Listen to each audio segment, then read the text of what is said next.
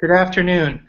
Thanks for joining us for another edition of Catching Up With, the online learning series offered by the Notre Dame Alumni Association that allows you to get to know a little bit more about some of our most interesting and inspiring Notre Dame alums. Today we're thrilled to have with us John Tabis from the class of 2000. John is the CEO and founder of the Bouqs Company, an online flower retailer that is putting a fresh spin on the floral industry. John, thanks so much for being with us today. Thanks so much for having me. Really appreciate it, guys. Definitely. John, we're as I said, we're excited to talk to you, especially with Valentine's Day just around the corner, about the Bouqs. But on Catching Up With, we like to start at the beginning. So where did you grow up?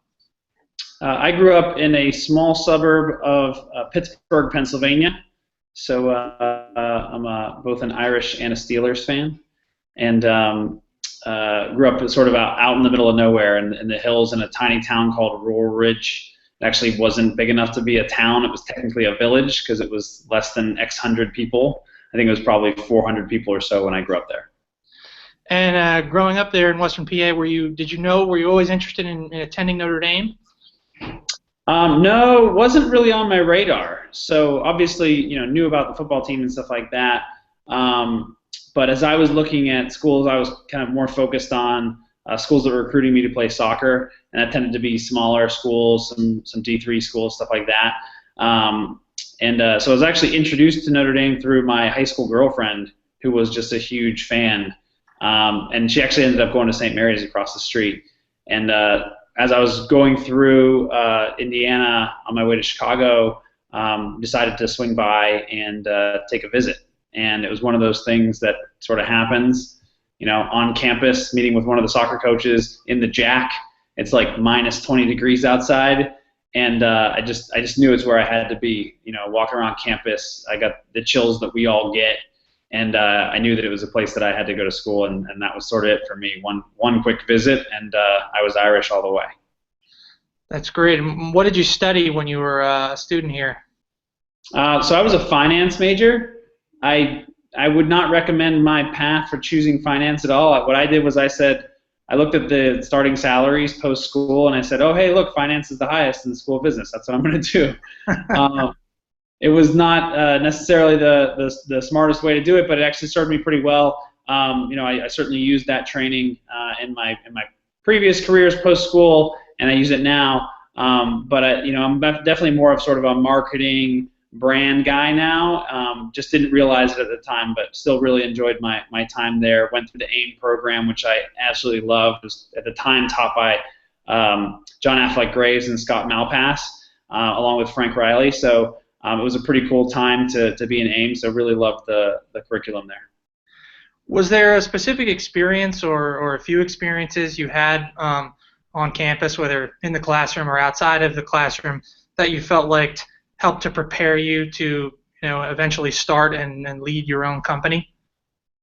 Sure, yeah. So there were, I guess there were ups and downs for me at Notre Dame. So I went, I mentioned I was a soccer player. That was sort of what I did growing up, but I got cut from the team my freshman year. I was sort of in the preferred walk-on program and didn't make the squad. And that was devastating. It was sort of like, what do I do with myself now? But the sort of unplanned good that came out of that was that I had time to do other things, and so I got into music, which had been something I did in choirs and stuff in high school. But I was in the Glee Club for a little bit of time, and then I started a campus band, and it was called Sexual Chocolate. And we did ridiculous cover songs. Anything from like the 80s or early 90s, we did Backstreet Boys and Bohemian Rhapsody and stuff like that. And that's actually where I became really tight friends with my co-founder.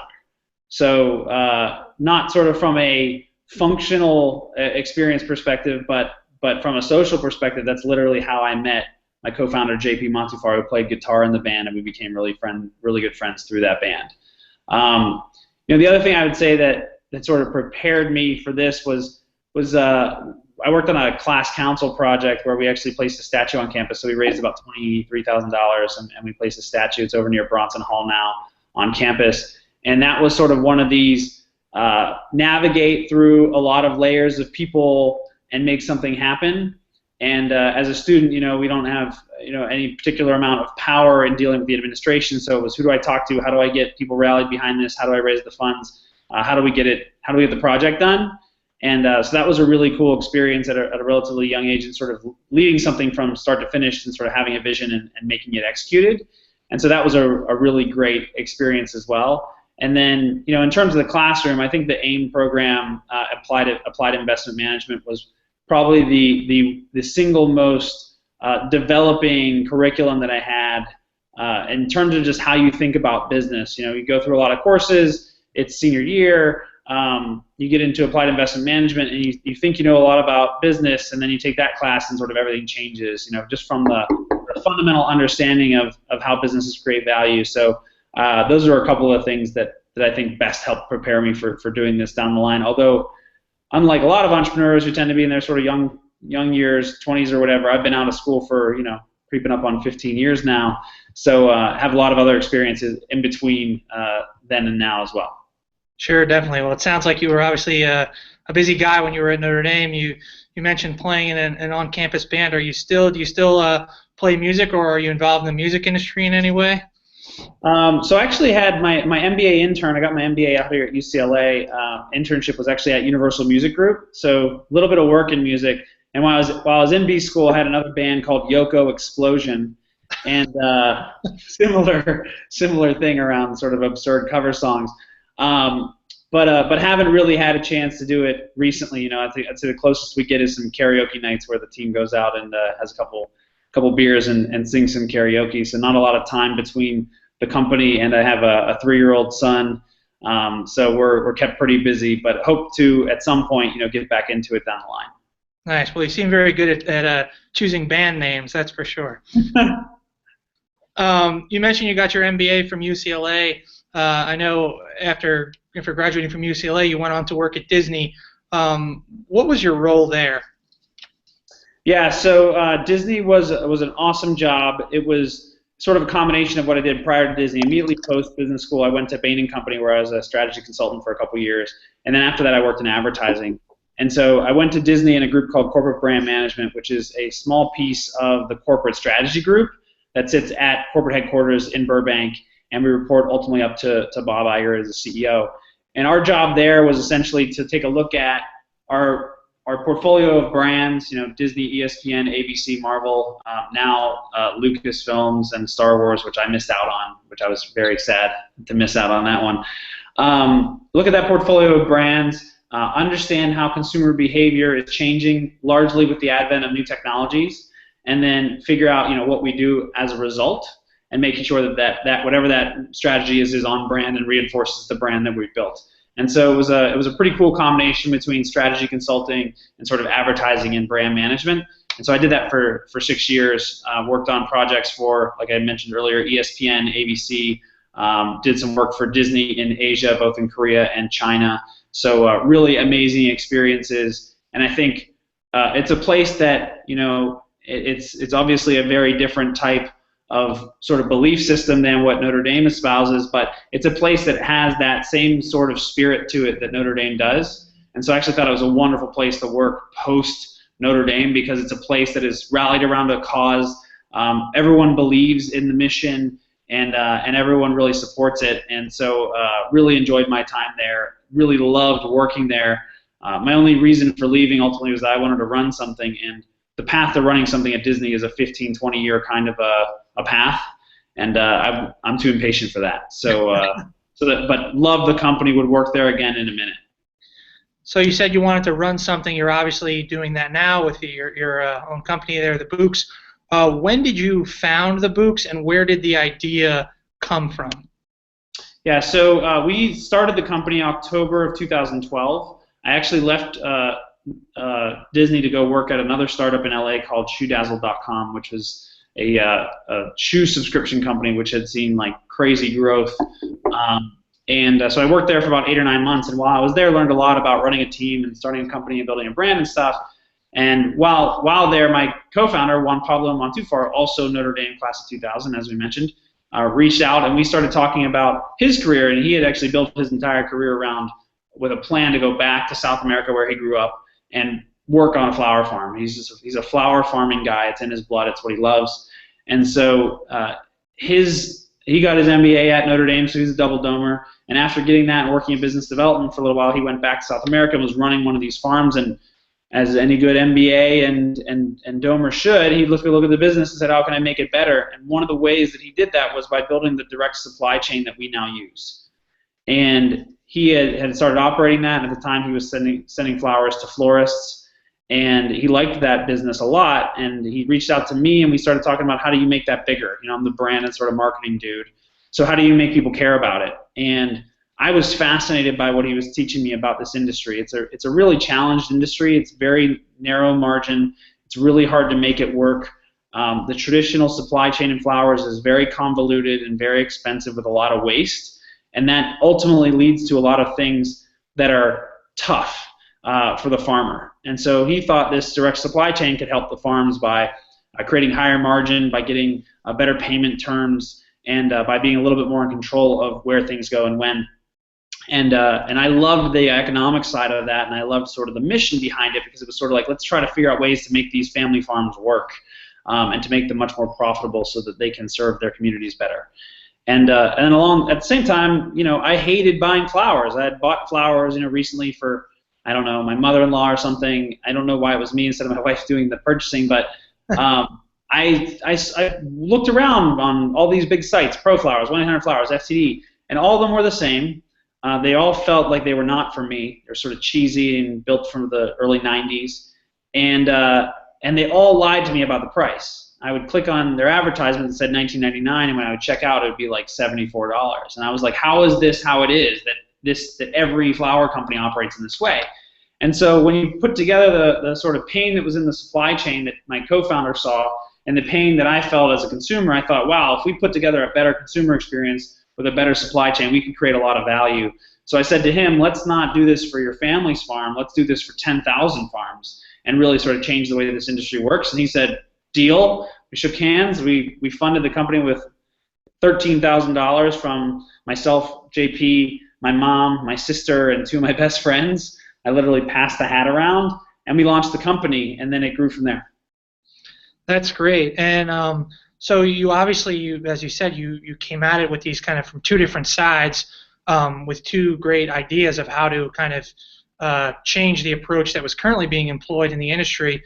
But then the challenge is like getting it off the ground and getting noticed in a market where there are some established brands. You said you're a marketing and brand guy. How did you go about and how do you continue going about doing that, telling the story of the Bouqs to consumers?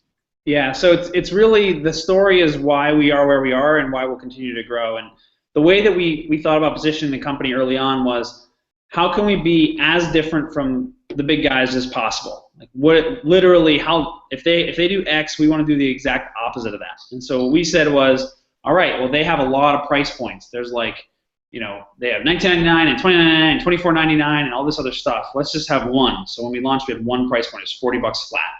And they have lots of fees. They have shipping fees and hidden fees and care and handling fees. We'll have no fees. Everything will be all inclusive in the price. So we'll be very upfront and honest. They use florists, and so we'll use farms. And you don't know where their flowers come from, so we'll tell you exactly where our flowers come from. And so that's sort of how we position the company. And so we built this flat pricing model with subscription options, no fees, free shipping, all-inclusive pricing, relatively limited SKUs, and no upsells. The other guys, they'll try to sell you butterflies and balloons and plastic toys, stuff that I think are more for a 7-year-old girl than for my wife. And so we got rid of all that stuff. We just simplified it down. And we named the company the Bouqs because it was bouquets simplified. And so we started pitching that idea around. The way we started was just me and JP and my first employee just telling people like, hey, here's this option. You can buy this thing, and like, mom, sister, friend, please buy from me this year instead of buying from somebody else. And we saw some traction, but we didn't quite hit on the story right. We hadn't gotten there yet. And my co-founder lives and works on a volcano in South America.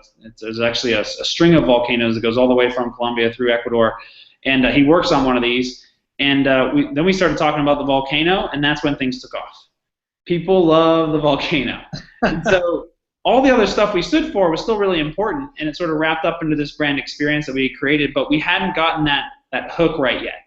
And so we sort of narrowed it down to, what's the Bouqs Company do? We ship flowers from an active volcano in South America anywhere in the U.S. for $40 flat.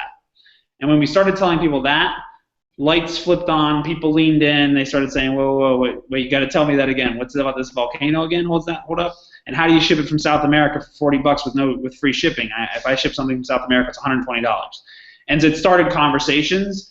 And so building that story is what worked. And so we started telling that story on our website. We started telling it to users. Users started telling other people about it. And then PR started talking about it, Oprah Magazine and Daily Candy and all those types of outlets.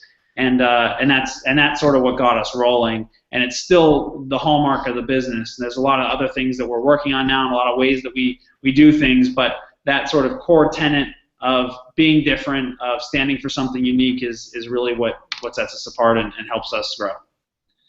And what's been, as you've continued to grow and become more known and more successful, what's been sort of the most rewarding part of the experience for you personally, watching the company blossom?